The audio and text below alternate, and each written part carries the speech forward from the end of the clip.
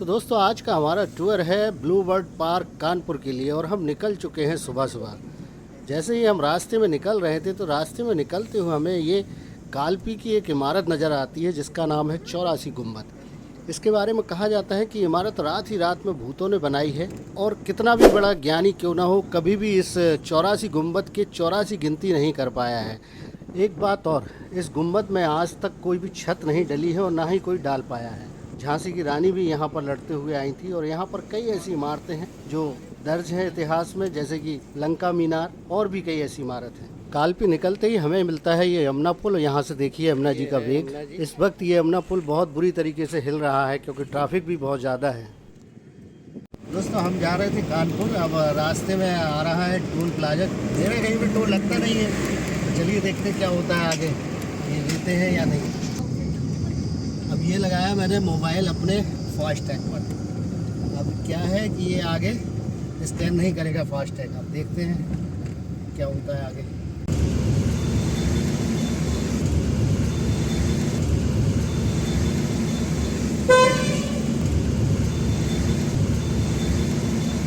Message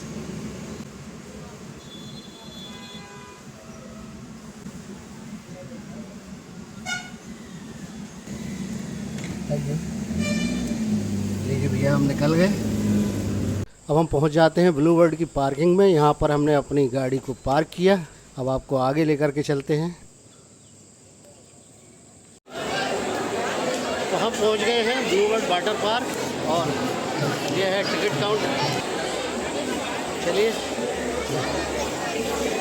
आपको आज blue bird की सैर कराते हैं। ये कानपुर में ब्लू बर्ड वाटर पार्क। ये है ब्लू बर्ड का टिकट काउंटर। अलग अलग डे के हिसाब से अलग अलग रेट होते हैं टिकट्स के। ये लिस्ट आपके सामने है। टिकट के साथ में आपको लंच के कूपन्स भी मिलते हैं, जो कि फूड कोर्ट में आपको बेहतरीन लंच मिलता है। हम 4 थे तो हमें 4 फूड कोर्ट के कूपन्स मिले। जैसे ही आप एंटर होते हैं तो सिक्योरिटी के तौर पर आपकी चेकिंग होती है। बैग्स वगैरह हो तो उसको चेक करते हैं और साथ ही आपको एक वेलकम ड्रिंक्स भी देते हैं, चाहे वो माज़ा हो या कुछ भी हो।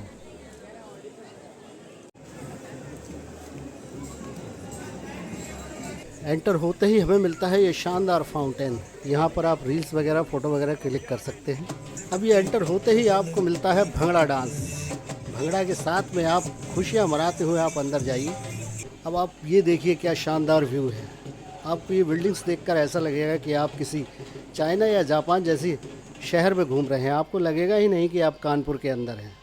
बहुत ही शानदार बना रखा है। और आगे चलते ही आपको एक और ये बुंदेली स्टाइल का आपको एक और ये वेलकम मिलता है। तो बस बढ़ते रहिए आगे और देखते रहिए खूबसूरत नज़ारे। यहाँ पर कई ऐसे पॉइंट्स हैं जहाँ पर आप रील्स बना सकते हैं, फ़ोटो क्लिक कर सकते हैं। बहुत ही प्यारे प्यारे इन्होंने व्यू बना रखे हैं। यहाँ पर आपको जमा करना है कॉस्ट्यूम का रेंट और लॉकर का रेंट, जो कि 100 रुपये में आपको पर पर्सन कॉस्ट्यूम मिलती है और एक लॉकर मिलता है। बाकी पैसे आप रिटर्न करने के बाद वापस हो जाएंगे। मेरे पीछे आप ये देख रहे हैं, ये है वाटर पार्क और हम लोग इसके अंदर जा रहे हैं। अब यहाँ आपको मिलती है आपकी कॉस्ट्यूम, लेकिन देखिए कितनी भीड़ लगी है यहाँ पर। बहुत मुश्किल है, आपको अपनी कॉस्ट्यूम लेने के लिए बहुत मेहनत करनी पड़ेगी। तो दोस्तों हम पहुँच गए वाटर पार्क के अंदर और देखिए कितनी खूबसूरत स्लाइड्स यहाँ पर बनी हुई हैं। अब होता है मस्ती और धमाल शुरू यहाँ से।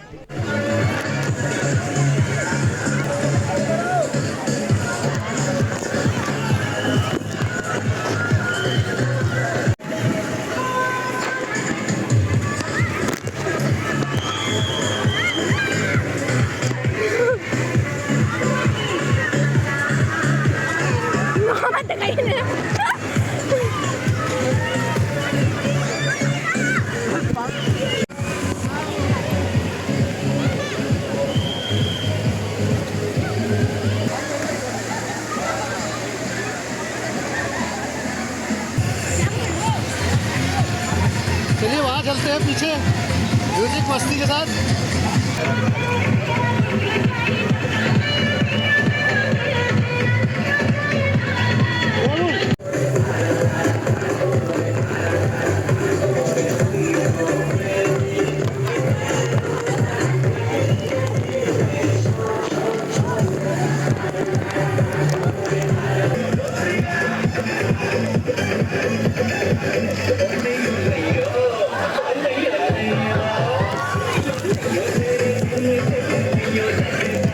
वाटर पार्क में मस्ती करने के बाद हो जाता है लंच का टाइम, तो हम पहुंच जाते हैं फूड कोर्ट में।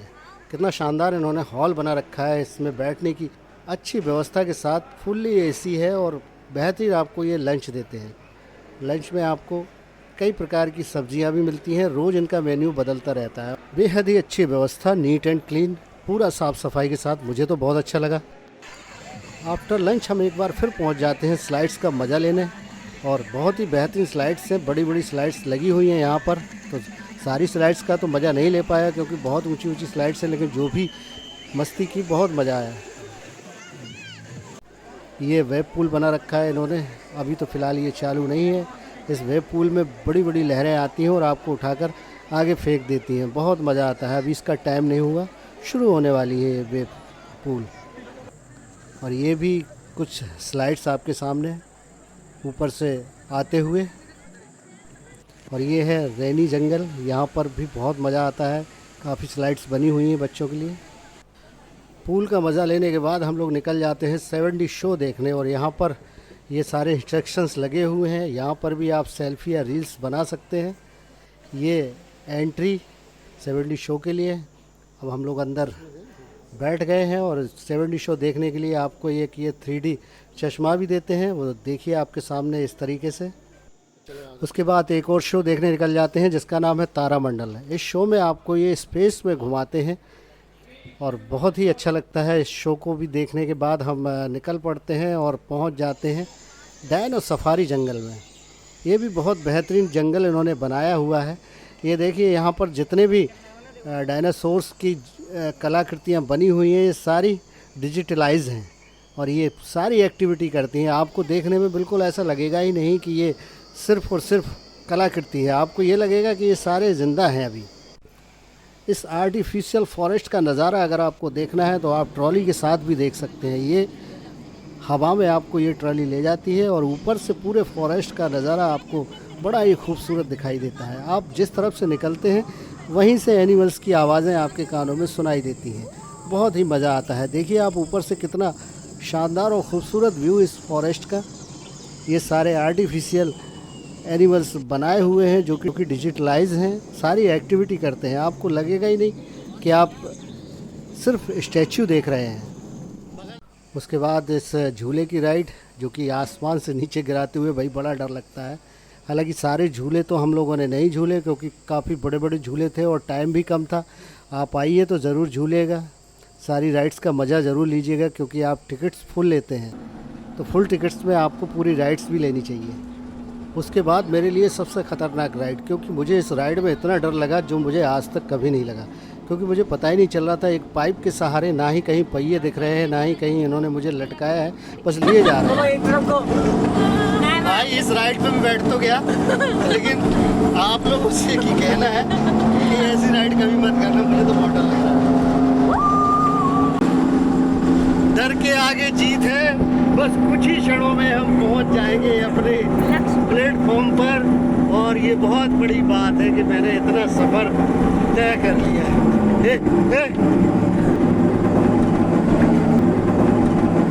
बाबा बच गए, वी आर अलाइव। हे प्रभु तेरे बहुत बड़े हाथ हैं। अब हम पहुंच जाते हैं 7 समुंदर के अंदर। ये 7 समुंदर एक ऐसा शो है, आपको एक ट्रॉली में बिठा करके ये गहराई में ले जाते हैं और इस तरीके से इन्होंने डिज़ाइन किया है इस शो को कि आपको लगेगा कि आप किसी समुद्र के अंदर हैं। ये देखिए समुद्री जीव आपको यहाँ पर कलाकृति के रूप में दिखाई देंगे। सबसे प्यारा शो भारत दर्शन। ये भारत दर्शन शो में आपको अलग अलग स्टेट के बारे में ये बताते हैं। हर स्टेट्स को इन्होंने इतने खूबसूरत तरीके से दिखाया है झांकियों के रूप में जो कि डिजिटलाइज हैं, और बहुत ही खूबसूरत झांकियाँ इन्होंने बनाई है कि बस देखते ही बनता है, और देखने पर बस आप एक बार ज़रूर ये कहेंगे वाह क्या बात है। तो मुझे तो भाई सबसे अच्छा शो भारत दर्शन लगा। आपको कौन सा लगा तो ज़रूर कमेंट करके बताइए।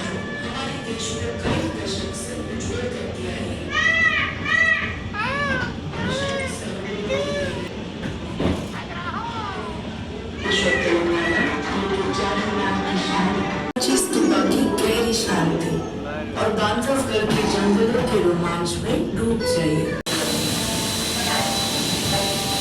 उत्तराखंड के हिमालय के कोर्स में केदारनाथ। चलो यार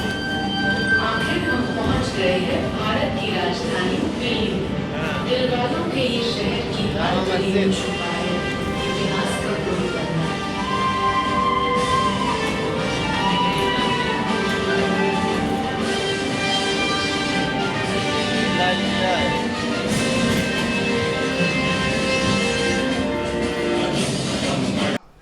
अब हम पहुंच जाते हैं भूल भुलैया में। एक ऐसी भूल भुलैया इन्होंने बनाई है जो कि पूरे शीशे से तैयार है। आप किस दरवाजे से जाएंगे और कहां टकराएंगे आपको नहीं पता है, और आप इसमें खो भी सकते हैं। तो सूझबूझ के साथ आप जाइए इस शो में, और बहुत ही मज़ा आता है इसको अपना राइट दरवाज़ा ढूंढने में। तो दोस्तों, ब्लू बर्ड पार्क का हमारा लास्ट शो जो कि है सुहाना सफ़र। ये सुहाना सफ़र के बाहर कुछ राइड्स आपको दिखा रहे हैं। तो चलिए आपको लेके चलते हैं इस सफ़र पर। इस सफ़र में आपको एक नाव पर बिठा करके ये प्रेजेंट से आपको पास्ट में ले जाते हैं, उसके बाद ये फिर से आपको फ्यूचर में ले करके जाते हैं। और ये प्यारी प्यारी झांकियाँ जो कि सारी डिजिटलाइज हैं और सारी डिजिटल वॉइस के साथ में आपको ये घुमाते हैं, तो बहुत ही अच्छा लगता है। तो दोस्तों, कैसा लगा आपको ये सफ़र? अगर वीडियो पसंद आया हो, ब्लॉग पसंद आया हो, तो कमेंट करके ज़रूर बताइए कि आपको ब्लू बर्ड के अंदर कौन सा शो सबसे अच्छा लगा। और वीडियो को लाइक, शेयर और चैनल को सब्सक्राइब ज़रूर करते जाएं। Thank you so much.